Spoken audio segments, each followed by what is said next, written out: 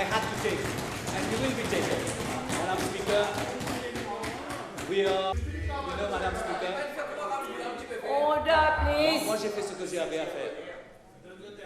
We are nearing the end of the second year. But Madam Speaker, we have the inspiration and the trust with this budget. I'll suspend the sitting for half an hour.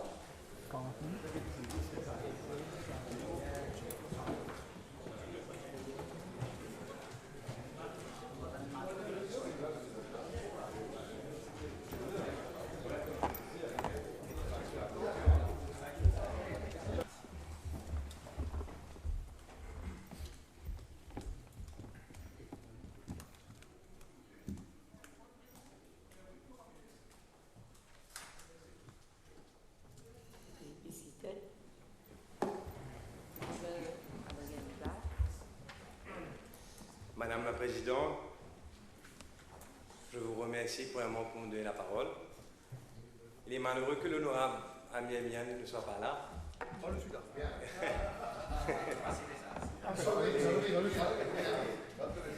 Mais pour répondre un peu aux questions qu'il a posées tout à l'heure, premièrement, je dois dire en tout cas que c'est facile de critiquer.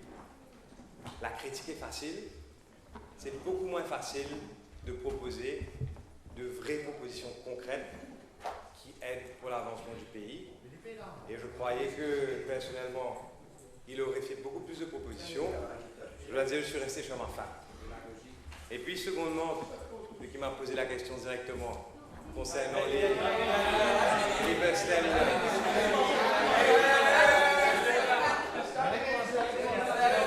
Je crois que le ministre de l'infrastructure publique a bien répondu. Et je dois dire que nous avons un plan à CURPIP.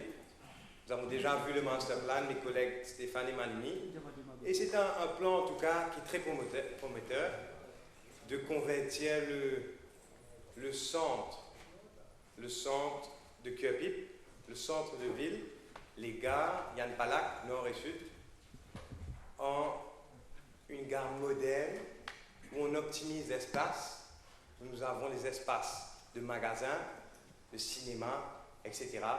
Et où nous donnons une autre dimension aux autogares de bus. Et donc, je crois que le ministre a très très bien répondu.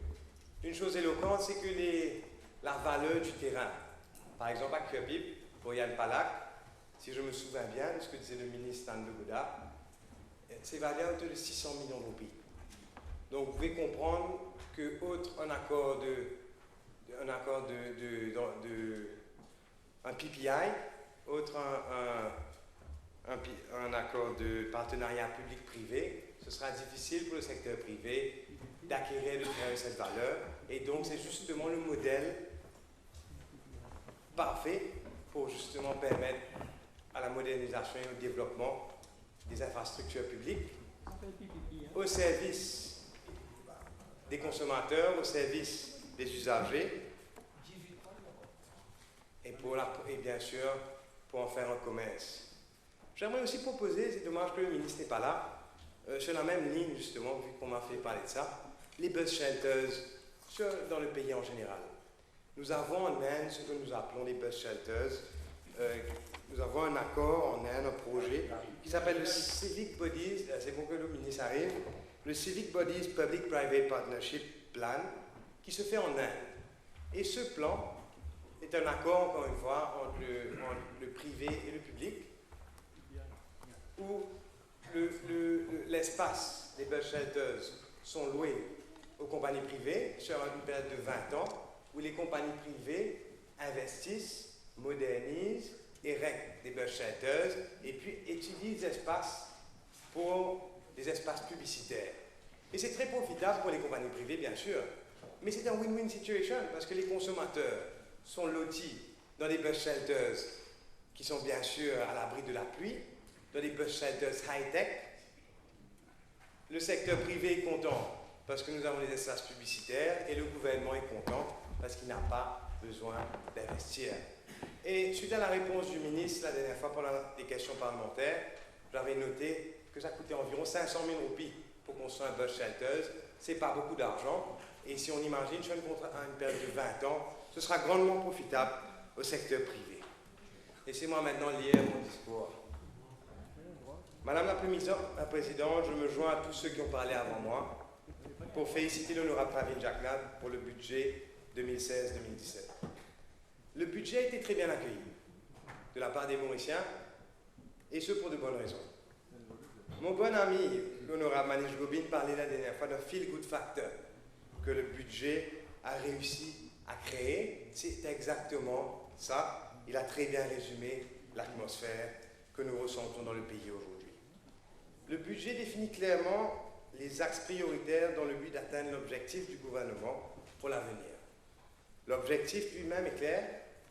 Il est de faire progresser notre statut de pays à revenu moyen actuel à un pays à haut revenu. Les priorités pour atteindre cet objectif sont tout aussi claires. Il a d'ailleurs énuméré les 10 axes prioritaires de la politique gouvernementale dans son discours. Parmi les nombreuses mesures, je trouve remarquable que le budget ait fait la part belle à ceux au bas de l'échelle. Le ministre des Finances a annoncé avec force des mesures concrètes pour en finir avec la pauvreté absolue. Par exemple, la hausse de l'allocation de vie aux familles pauvres, le cash incentive pour les enfants de familles pauvres qui réussissent leurs examens primaires et secondaires, et aussi en donnant une seconde chance à la réussite scolaire pour ces enfants de familles pauvres qui échouent la première fois en prenant en charge les frais de seconde tentative aux examens. La construction de maisons pour les plus pauvres, l'augmentation du barème à 20 000 roupies pour les maisons NHTC, l'abolition du barème pour ceux âgés au-dessus de 15 ans pour les allocations aux enfants autrement capables sont parmi tant d'autres les mesures fortes de ce budget pour la pauvreté. Je le félicite sincèrement car le ministre a réitéré la volonté du gouvernement d'aider en priorité les plus vulnérables de notre société. Madame la Présidente, plus d'une semaine d'intervention sur le thème du budget est passée. Beaucoup a été dit. J'aurais aimé parler bien sûr sur tous les axes du budget, mais vu mon temps de parole limité, je vais me concentrer sur les sujets qui me tiennent particulièrement à cœur. Pour atteindre l'objectif fixé du budget 2016, ainsi que le programme du gouvernement, de profondes réformes doivent être impérativement entreprises pour y arriver.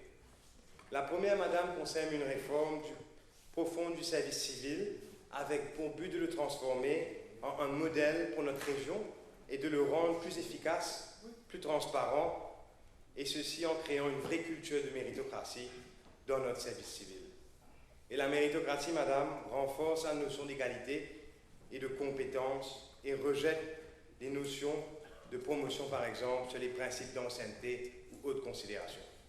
Il est un fait qu'un renforcement de la méritocratie au sein du service civil est bénéfique pour la croissance économique, aide à réduire la corruption, les passe-droits, faveur aux proches et aide à renforcer nettement la confiance des investisseurs dans notre économie et bien entendu améliore la qualité du service rendu au public et son efficacité.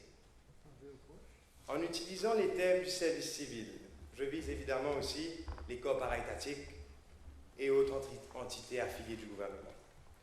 Que voulons-nous dire par l'application du principe de méritocratie au sein de ces entités?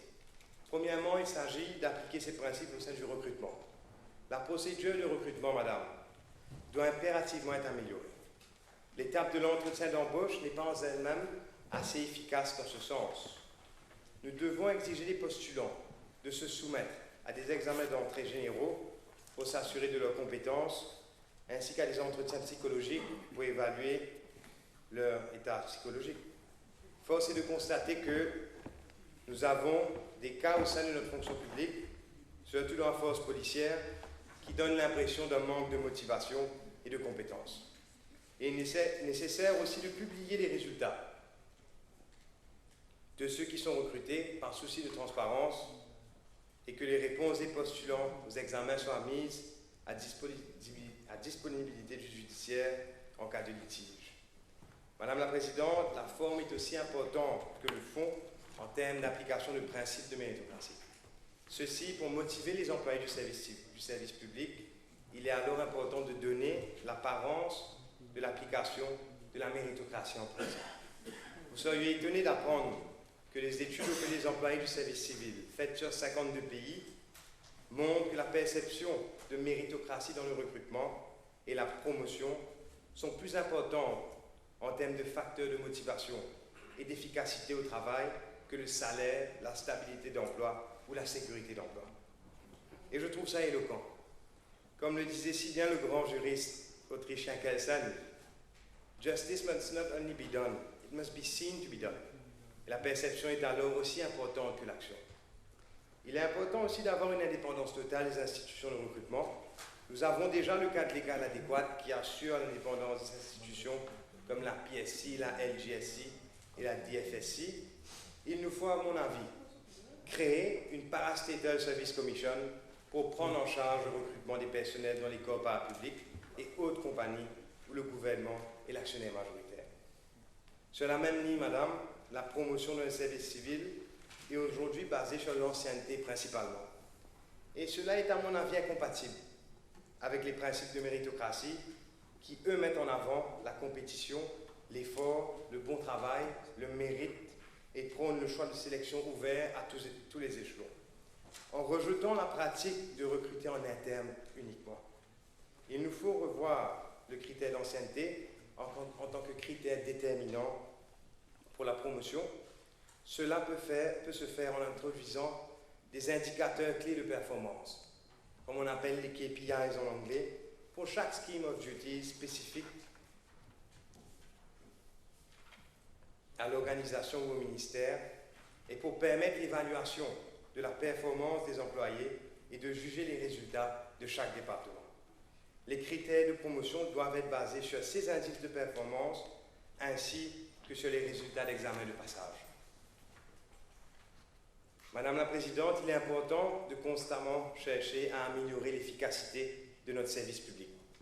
L'emphase doit être mise sur la formation professionnelle de façon continue des fonctionnaires.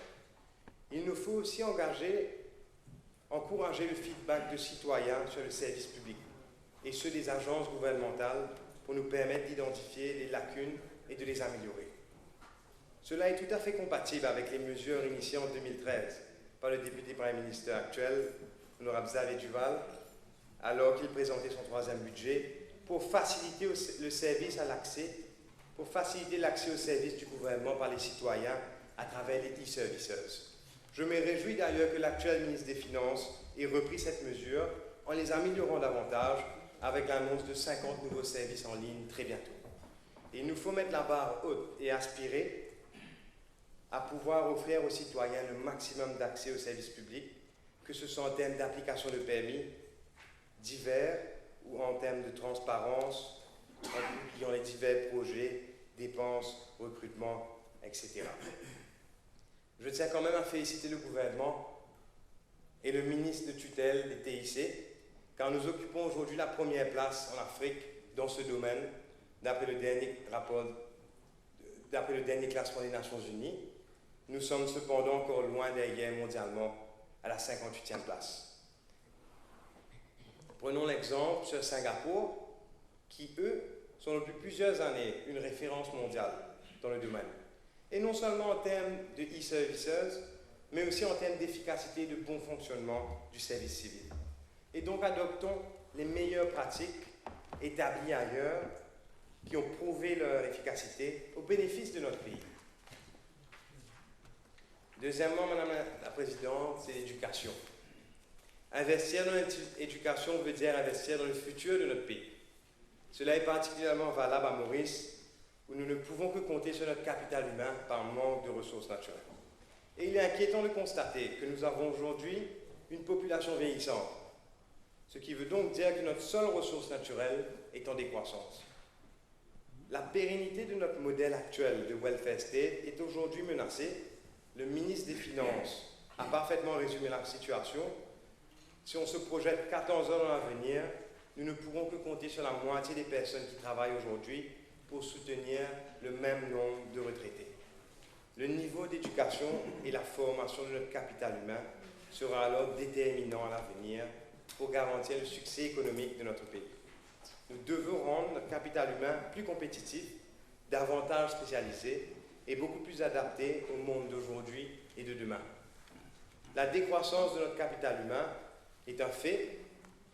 Il est préférable d'avoir peu de capital humain, mais disposant d'une formation de haut niveau, à rémunération élevée, plutôt que peu de capital humain non spécialisé, avec un bas niveau de formation et de rémunération.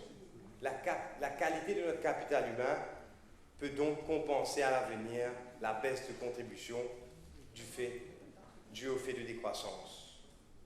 Notre système éducatif n'a donc pas droit à l'erreur. Le 9-year schooling est aujourd'hui indispensable pour remplacer un système qui est dépassé, avec un niveau d'échec au CPE avoisinant les 30%. L'expérience de l'école doit être une découverte de talent et de créativité pour nos enfants. Nous ne pouvons continuer d'encourager un système qui se focalise uniquement sur les prouesses académiques en ne développant pas assez les talents et traits de caractère requis pour réussir après l'école. Le 9-year schooling, piloté par une dame très capable, l'honorable Lila David Dugan, qui n'est pas là, devra pouvoir corriger ceci. Je me réjouis d'ailleurs de son intervention avec l'introduction de l'art, de la musique et du théâtre à l'école.